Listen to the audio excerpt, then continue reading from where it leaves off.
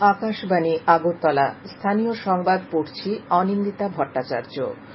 প্রধানমন্ত্রী নরেন্দ্র মোদী আজ রুশ ও অস্ট্রিয়ার ৩ দিনব্যাপী আধিকারিক স্তরের সফরে রওনা হবেন। সফরের প্রথম পর্বে তিনি ২২তম ভারত রুশ বার্ষিক শিখর সম্মেলনে অংশ নেওয়ার জন্য মস্কো যাবেন। প্রধানমন্ত্রী ও রাশিয়ার রাষ্ট্রপতি ভ্লাদিমির পুতিনের মধ্যে প্রতিরক্ষা, বিনিয়োগ, শক্তি সহযোগ ও সংস্কৃতি সহ বিভিন্ন ক্ষেত্রে দুই দেশের মধ্যে সহযোগিতা বৃদ্ধির জন্য দ্বিপাক্ষিক আলোচনা হবার কথা রয়েছে। আগামীকাল প্রধানমন্ত্রী রাশিয়ার ভারতীয় সম্প্রদায়ের সঙ্গে মিলিত হবেন। আগামী ৯ তারিখে প্রধানমন্ত্রী অস্ট্রিয়া যাবেন। গত ৪১ বছরের মধ্যে এটি হবে কোন ভারতীয় প্রধানমন্ত্রীর প্রথম অস্ট্রিয়া সফর। মুখ্যমন্ত্রী অধ্যাপক ডা মানিক সাহা বলেছেন, রক্তের স্বল্পতা মেটাতে চিকিৎসকরা শুধুমাত্র অন্যদের রক্তদান করার জন্য উৎসাহিত করেন না, নিজেরাও রক্তদানে এগিয়ে আসেন, যা সমাজের জন্য একটি ইতিবাচক দিক। জাতীয় চিকিৎসক দিবস উপলক্ষে গতকাল ইন্ডিয়ান মেডিকেল অ্যাসোসিয়েশন ত্রিপুরা শাখার উদ্যোগে আইএমএ হাউসে আয়োজিত এক স্বেচ্ছা রক্তদান শিবিরের উদ্বোধন করে একথা বলেন মুখ্যমন্ত্রী। তিনি রোগীদের স্বার্থে সময়ের বাইরে গিয়েও সেবামূলক মানসিকতা নিয়ে কাজ করার জন্য চিকিৎসকদের প্রতি আহ্বান জানান। শিবিরে উপস্থিত ছিলেন ইন্ডিয়ান মেডিকেল অ্যাসোসিয়েশন ত্রিপুরা শাখার সভাপতি ড সঞ্জীব দেববর্মা, সম্পাদক ড বাসব ঘোষ প্রমুখ। অনুষ্ঠানে আইএমএ হাউস চত্বরে বৃক্ষরোপণ করেন মুখ্যমন্ত্রী সহ অন্যান্য অতিথিরা। এদিনের শিবিরে ২৯ জন রক্তদাতা রক্তদানে শামিল হন। মুখ্যমন্ত্রী প্রফেসর ডা মানিক সাহা গতকাল জিবি পান্থ হাসপাতাল পরিদর্শন করেন। জিবি হাসপাতালে আজ প্রথমবারের মতো কিডনি প্রতিস্থাপন করা হচ্ছে। এ উপলক্ষে মুখ্যমন্ত্রী হাসপাতাল পরিদর্শনে যান এবং এই কাজের সঙ্গে যুক্ত কিডনি দাতা ও গ্রহীতা সহ সকলের সাথে কথা বলেন। ডাক্তার ও অন্যান্য আধিকারিকদের সঙ্গেও তার কথা হয়। মুখ্যমন্ত্রী সকলকে তার শুভকামনা জানান। প্রসঙ্গত উল্লেখ্য, মুখ্যমন্ত্রী প্রফেসর ডা মানিক সাহা নিজেই রাজ্যের স্বাস্থ্যমন্ত্রী। নিট ইউজি পরীক্ষায় অনিয়মের মামলায় আজ সুপ্রিম কোর্টে শুনানি হবে। প্রশ্ন ফাঁসের বিষয় নিয়ে তদন্ত করছে সিবিআই। এদিকে ন্যাশনাল টেস্টিং এজেন্সি জানিয়েছে, অনিয়মের বিষয়টি অল্প জায়গায় সীমাবদ্ধ, ফলে পরীক্ষা বাতিল করার সিদ্ধান্ত সঠিক হবে না। আজ এ বিষয়ে ২৬টি মামলার শুনানি হবে।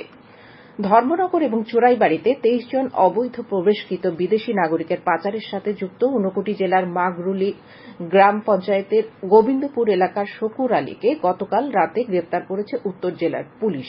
আজ তাকে জিজ্ঞাসাবাদের জন্য আদালতে পেশ করা হবে বলে জানিয়েছেন উত্তর জেলার পুলিশ সুপার ভানুপদ চক্রবর্তী। রাজ্যপাল ইন্দ্রসেনা রেড্ডি নাল্লু বলেছেন, নিয়মিত খেলাধুলো করলে মানসিক শক্তি বৃদ্ধি পায়, পাশাপাশি আত্মবিশ্বাস গড়ে তুলতেও এটি সাহায্য করে। রাজ্যপাল গতকাল আসাম রাইফেলস পাবলিক স্কুলে আয়োজিত জাতীয় জেন্ডুকাই ক্যারাটে প্রতিযোগিতার সমাপ্তি অনুষ্ঠানে উপস্থিত ছিলেন। তিনি প্রতিযোগিতায় বিজয়ীদের হাতে পুরস্কার তুলে দেন।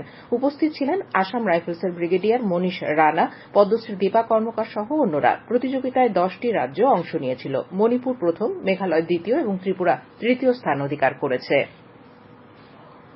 উত্তরাখণ্ডের গাড়োয়াল ও কুমায়ুন অঞ্চলের বেশ কয়েকটি জেলায় অতি ভারী বৃষ্টির জন্য লাল সতর্কতা জারি করা হয়েছে। এর পরিপ্রেক্ষিতে চারধাম যাত্রাও স্থগিত রাখা হয়েছে। গাড়োয়ালের কমিশনার বি.এস. পান্ডে তীর্থযাত্রীদের ঋষিকেশ থেকে তাদের যাত্রা শুরু না করার পরামর্শ দিয়েছেন, আর যারা ইতিমধ্যে তীর্থস্থানে পৌঁছে গেছেন তাদেরকে ভারী বৃষ্টিপাতের দরুন সেখানে থাকারই পরামর্শ দেওয়া হয়েছে। এদিকে আসামে গতকালের বন্যা পরিস্থিতির কিছুটা উন্নতি হয়েছে, তবে আইএমডি লোয়ার আসামের ও বরাক উপত্যকার কিছু জায়গায় ভারী বৃষ্টিপাতের পূর্বাভাস দিয়েছে। আসামে দ্বিতীয় দফার বন্যায় প্রায় ২৪ লক্ষ মানুষ ক্ষতিগ্রস্ত হয়েছে। প্রায় ২৬৯টি ত্রাণ শিবিরে ৫৩,০০০-এরও বেশি গৃহহীন মানুষ আশ্রয় নিয়েছেন। জাতীয় ও রাজ্য বিপর্যয় মোকাবিলা বাহিনী ও অন্যান্য সংস্থা ত্রাণ ও উদ্ধার কার্য চালিয়ে যাচ্ছে। মনোকা এক অনুষ্ঠানের মধ্য দিয়ে রাজ্যের সোনার মেয়ে দাবাড়ু আরাধ্যা দাসকে গতকাল সম্বর্ধনা দিল Tripura body builders and fitness সংস্থা।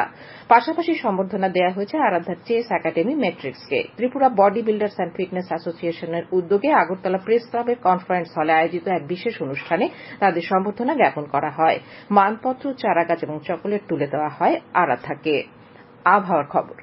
আবহাওয়ার পূর্বাভাসে বলা হয়েছে, আকাশ প্রধানত মেঘলা থাকবে। রাজ্যে কয়েকটি জায়গায় হালকা থেকে মাঝারি ২-১ পশলা বৃষ্টিপাতের সম্ভাবনা রয়েছে। আজ দিনের সর্বোচ্চ তাপমাত্রা ৩৪ ডিগ্রি সেলসিয়াসের আশেপাশে থাকতে পারে।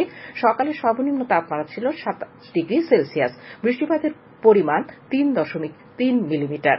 স্থানীয় সংবাদ এখনকার মতো এখানেই শেষ হলো।